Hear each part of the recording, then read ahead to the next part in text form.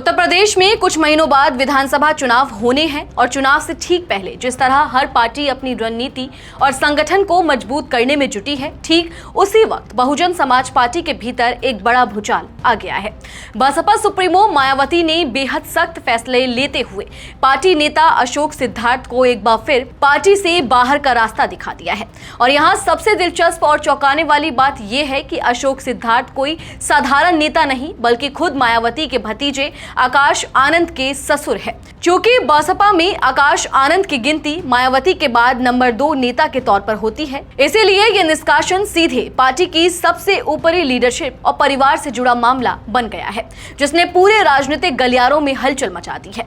खुद मायावती ने social media platform x पर पोस्ट करते हुए इसकी जानकारी दी और बेहद सख्त लहजे में लिखा कि अशोक सिद्धार्थ को अब दोबारा कभी भी पार्टी में वापस नहीं लिया जाएगा।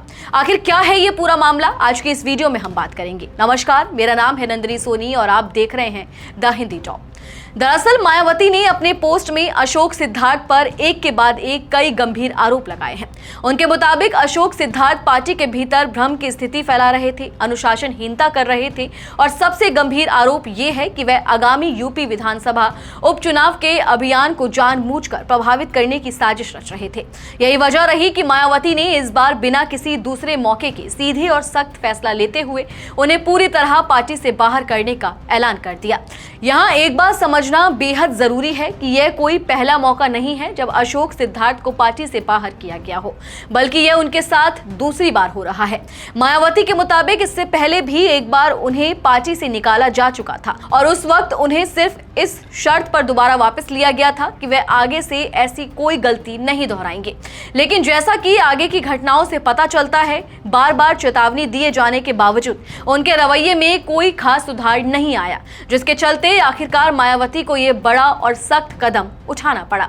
मायावती ने अपने पोस्ट में इस पूरे विवाद की जड़ को भी विस्तार से समझाया। उन्होंने बताया कि महाराष्ट्र चुनाव के दौरान पार्टी टिकट के बंटवारे को लेकर अशोक सिद्धार्थ बीएसपी के महाराष्ट्र प्रदेश अध्यक्ष के साथ सही तालमेल बनाकर नहीं चल पाए थे, जिसके चलते अनुशासनहीनता और पार्टी के दिशा निर्देशों के उल्लंघन के आरोप में उन्हें उस वक्त पार्टी से निष्कासित किया गया था।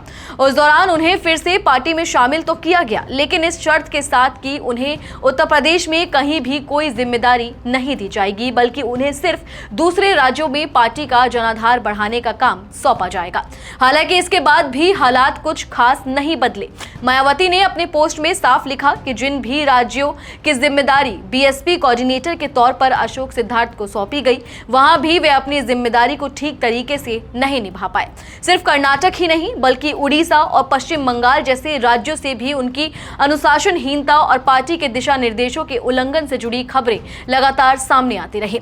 पार्टी की तरफ से उन्हें बार बार चेतावनी भी दी गई, लेकिन जब कोई ठोस सुधार नजर नहीं आया तो पार्टी ने उन्हें उनकी सभी जिम्मेदारियों से पूरी तरह मुक्त कर दिया। मायावती ने अपने पोस्ट में यह भी बड़ा खुलासा किया कि इसके बाद यूपी में अशोक सिद्धार्थ के दोबारा वापस लौटने की खबरें फैलानी शुरू हो गई थी। मायावती के मुताबिक यह कोई इत्तेफाक नहीं बल्कि जानबूझकर पार्टी में भ्रम की स्थिति पैदा करने और आगामी यूपी विधानसभा आम चुनाव के सघन अभियान को प्रभावित करने की एक सोची समझी साजिश थी। यही आखिरी वजह बनी जिसके चलते मायावती ने पार्टी और मूवमेंट के हित में अशोक सिद्धार्थ को तत्काल प्रभाव से पार्टी से निष्कासित करने का बड़ा फैसला ले लिया और साथ ही ये भी स्पष्ट कर दिया कि आगे चाहे कुछ भी हो, अब उन्हें कभी वापस पार्टी में नहीं लिया जाएगा। इस घटनाक्रम के साथ एक और चौंकाने वाली खबर सामने आई है, जिसने इस पूरे विवाद को और बड़ा बना दिया है। पार्टी के ताकतवर और अनुभवी नेता रणधीर सिंह बेनीवाल को भी बीएसपी से बाहर कर दिया गया। सहारनपुर जिले के रहने वाले रणधीर सिंह बेनीवाल को बीएसपी कोऑर्डिनेटर के तौर पर पंजाब के साथ साथ हिमाचल प्रदेश और जम्मू कश्मीर जैसे अहम राज्यों की जिम्मेदारी भी सौंपी गई थी।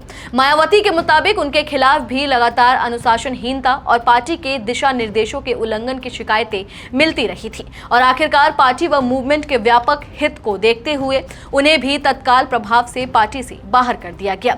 यानी एक ही दिन में बसपा के 2 बड़े और जिम्मेदार पदों पर बैठे नेताओं की छुट्टी हो गई, जो अपने आप में इस बात का संकेत है कि पार्टी के भीतर मायावती अब किसी भी तरह की ढिलाई बर्दाश्त करने के मूड में नहीं है।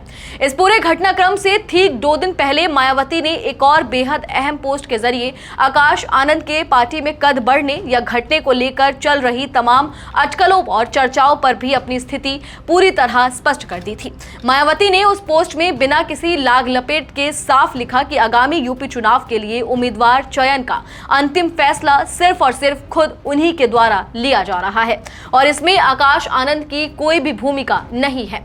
यानी एक तरफ जहां मायावती ने अपने भतीजे के ससुर तक को पार्टी से बाहर करने में जरा भी देर नहीं लगाई, वहीं दूसरी तरफ उन्होंने यह संदेश भी बिल्कुल स्पष्ट कर दिया कि पार्टी में फैसले लेने की पूरी और अंतिम कमान अब भी सिर्फ और सिर्फ उन्हीं के हाथों में है, चाहे मामला किसी रिश्तेदार से जुड़ा ही क्यों ना हो।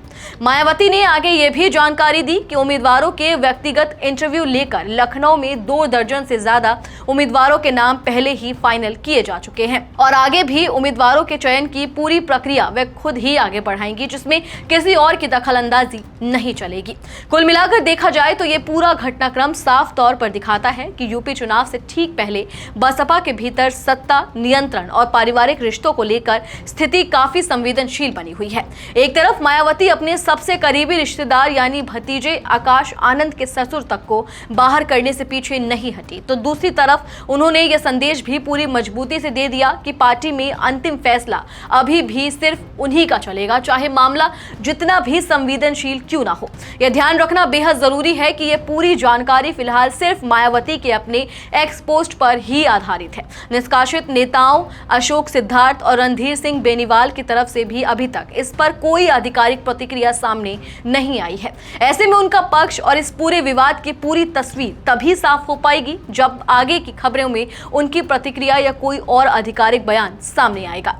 चलिए फिलहाल इस वीडियो में इतना ही। आप इस पूरी खबर को लेकर क्या कुछ सोचते हैं कमेंट सेक्शन में हमें अपनी राय जरूर दें और अगर अभी तक आपने हमारे चैनल को सब्सक्राइब नहीं किया है तो तुरंत करें। इसके साथ ही हमें सोशल मीडिया प्लेटफॉर्म यानी कि फेसबुक, इंस्टाग्राम और एक्स पर फॉलो जरूर करें।